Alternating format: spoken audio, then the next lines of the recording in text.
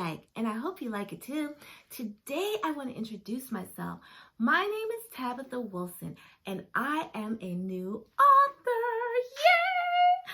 I am so excited. I recently finished my first book. It's titled No Cross, No Crown, A Journey Through Autism, Bullying, and Spiritual Warfare. This book is so deep, very emotional, very intense, and it will launch on December 1st, 2020, just in time for Christmas. Yay!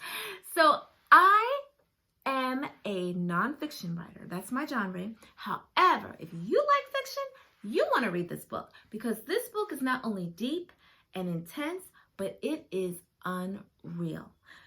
So unreal that you would think that the book is fiction, but it was not fiction. It was emotional, and this was my life. So yeah, this book is going to hit home for fiction readers, nonfiction readers, I believe all readers, to be quite frank, because the reality is the story will make you really think, and it will move you in a way that you won't even expect to be moved, to be honest. So now, since I'm the new kid on the block, I want to introduce myself to everyone, to the readers, to the non-readers, to all the book lovers, because you're going to be seeing a lot of me. I have a lot of books in me, and I'm telling you, I am ready to birth, give twins to books. I'm just ready to write because this is my passion. This is what I love. So let me just start by telling you a little about myself. First of all, I'm originally from South Jersey, and I attended a Catholic high school. In 1985, I moved to Washington, D.C. to attend Howard University, where I studied clinical nutrition. So I worked as a dietitian for about 5 years and loved the profession. However, while working as a dietitian, I realized that I had some pretty expensive taste, so I couldn't really afford myself. So I went back to Howard and got another degree. Went back to Howard, studied physician assistant, and became a physician assistant. I practiced in medicine, numerous areas of medicine, for a little more than 20 years. So total combined, I've been in the healthcare profession for about 25 years or more. I love medicine and I love nutrition, but my passion has always been writing, and that is what I'm doing now. Just a little bit more about me. I have 2 children. My son is 17 years old. He was diagnosed with autism at age 2. My daughter, she is 15 years old, and she is 15 years old. She's a teenager. Yes. So it is what it is. So let me take you back to how this book came about. Now, the events that took place actually started about 5 years ago, okay? But in April of 2019, that is when my life took a major turn. Typically, I'm used to working, 8 hours, 10 hours, 12 hours a day as a physician assistant, seeing patients, doing this, doing that. And my life was suddenly put on hold, like many people's lives, with COVID-19 and all that has been going on. But COVID-19 wasn't around during that time. It ended up that there was like an experience that I had at my job that put me in a situation where I went on medical leave. So I've been on medical leave for the past a little more than a year, put it that way. So it's been since April to current. And I have not been in a position where I could really work in my profession the way I would want to, or the way I should be able to. So therefore, I'm left in this position where I had to find something to do. What do you do when you're not working in your profession? When you're used to getting up every morning, going to work, coming home, doing it all over again on that merry-go-round of life. Most people get a paycheck to help you to survive. I was pretty much the breadwinner in my house, and without me working, there was no income. So my mom always says, if you don't work, you don't eat. Reality is, it is what it is, and that is so true. So I was trying to figure out for the first 9 months what I was going to do with my life. I was very anxious, very stressed, very depressed, just not used to that whole new way of life. Now, keep in mind, I mean, that's something that many people pray for and wish for, to have time to just be at home and do all the things that you want to do. But the reality was, for me, even though I was home and I could have done all the things I wanted to do, I was so used to working that being home was really more of a distraction for me than anything, because I didn't know what to do with my time. I mean, I knew what I could have been doing with my time, but I didn't feel comfortable because I felt like I needed to be working. And that was my mindset. And it took me a while to really change that mindset, because when the reality set in, where my doctor was like, you can't go back right now, I had to figure out what I was going to do. I mean, you only get so much paid leave or medical leave. And after that, what do? So in January of 2020, I'm a very spiritual person. I fast and I pray. And I participated in what they call the Daniel fast. Now, the Daniel fast is a fast I usually do once a year. It's in the beginning of the year, and it's for 21 days. So along with fasting and praying, during that time, I was asking God, what is it that you want me to do? What's my purpose? What's my goal? What am I supposed to be doing with my life? This is not the way I anticipated my life to be. But the reality is, sometimes things happen for a reason, and things that we think should be happening in our life is not always the way God intends for them to happen in our life. So during this time when I was fasting and praying, the Holy Spirit directed me to writing. Now, it's really interesting because when I was young, writing was what I wanted to do. I said that I want to be a writer. I want to grow up and I want to be a writer. And that's what I wanted to do. But being a vulnerable child at that time, someone says something to deter you from wanting to do the things that you want to do, you kind of cave in and give in to that. So someone told me one day, you can't do that. How are you going to make money writing? Writing doesn't pay any money. You can't do it. What are you going to write about? You don't have anything to write about. Well, the reality was, no, I didn't have anything to write about. I didn't know what I wanted to write about, but I knew I wanted to write. That was it. So instead of going to Howard and going into journalism or doing something that had to do with writing, I went into medicine.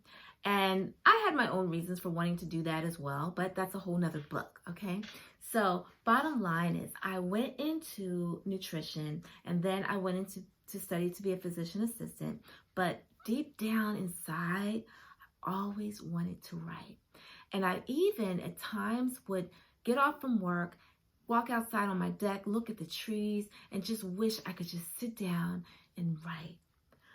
And during that time that I had off, the reality is I could have done that, but I didn't do it because it didn't feel right. It didn't feel like that's what I was supposed to be doing. I felt like I needed to be at work, seeing patients and living somebody else's dream, And that was my way of life and my way of thinking. But that's the way society molds us as a person. And that's what our thoughts are. So while I was fasting and praying, the Holy Spirit led me to start writing about my experience with my children. And this experience was so unreal. I'm telling you, the only way I can describe it, it was kind of like a nightmare, and being locked inside of a TV screen in a horror movie. And I'm like banging, trying to get out because I can't take it anymore. But this was my life, and I had to live through it. And it was no joke, and it was hard for me. But, other parents do it, and I'm sure I'm not the worst case out there, but my story was my story. And I don't know how many people have gone through what I've gone through or experienced anything similar, but the bottom line is I had to write about it, because my goal with this particular book is to help somebody. I need to help other parents who dealt with the things that I went through as a parent with my 2 children, which was autism and bullying. The autism was a little bit more challenging because it wasn't just autism. This was autism with behavior. And my son has autism with behavior challenges that were, let's say, a little bit more than the norm. And it was very intense to a point where it required hospitalizations. So that's the level of behavior that we're dealing with when I'm talking about autism in this book. The bullying was crazy. It was just insane. It was like, is this really happening? I mean, this can't be happening.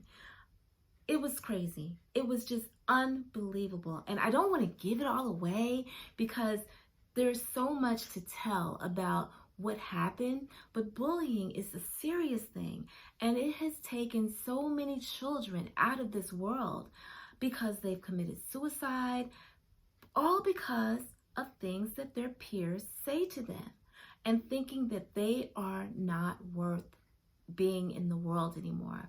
So this experience was really very traumatic for me and for my children. I am writing about this because, again, I want to help someone and because this story needs to be told. Everybody has a story that needs to be told. And regardless of whether you think your story is important or not, it's important because there's billions of people in the world. And the thing is, even though you think no one wants to hear your story, people need to hear your story because for me personally, if there's anybody in the world who went through anything even remotely close to what I went through, I would have read about it because it would have been a resource for me. It would have helped me to get through what I went through. And that's why it's so important for us to tell our story. And that's what I'm doing in this book. So I'm really praying that this book will touch lives everywhere in the world. I'm hoping at some point I can get it in audiobook, in all languages, because this is a story that is not only heartfelt as a parent, but even people who have children who are bullies, who are the bullies, who are the culprit of the problem. They need to read this because they need to know how it affects these children's lives and how it diminishes their confidence and their self-esteem. So yeah, so that's definitely point blank. The spiritual warfare part is really just what it is. It's spiritual warfare. Anytime the enemy finds that you are trying to do something to better yourself, to get yourself positioned in a better position, always something will come back and pull you down or pull you back or make the situation worse than what it really is. And in this situation, I believe strongly that what I was dealing with, this whole entire experience, was an experience that was not only just autism and bullying, but there was a component of spiritual warfare, which I categorize as a spirit of confusion that was in the home, that was making things worse than what it really had to be. So yeah, this book is really deep. It's very intense. And I am planning on blogging once a week. I plan on blogging on Tuesdays. So please look out for my blog. I will be working on getting more to you about my book. I'm not going to give you all the details, but I do want you to get excited about it because it's definitely something to get excited about. And you can find me on social media, Tabitha Wilson. I am on Twitter. I'm on Twitter. I'm on Facebook, and I'm also on Instagram. yeah, so guys, look out for my book. I really would appreciate all of your support. My website, I am working on it. It is going to be on WordPress, and the name I can tell you right now, it's Tabitha's Writes, which is Tabitha with an S at the end, no apostrophe, and Writes, W-R-I-T-E-S, like writes, like writing a book. So Tabitha's Writes, and I am going to be on WordPress. So you will be able to find me there, and I'm really excited. So guys, thank you so much for listening and taking the time out. I'm so excited because I took my headshot today, and that's when, oh my God, everything came so real. So yeah, this is going to be really exciting. So you guys, look out for my book, No Cross, No Crown, A Journey Through Autism, Bullying, and Spiritual Warfare. And if you have a book that you have in your head, start writing it now, because somebody is going to be blessed by it. I promise you. Until next time, peace.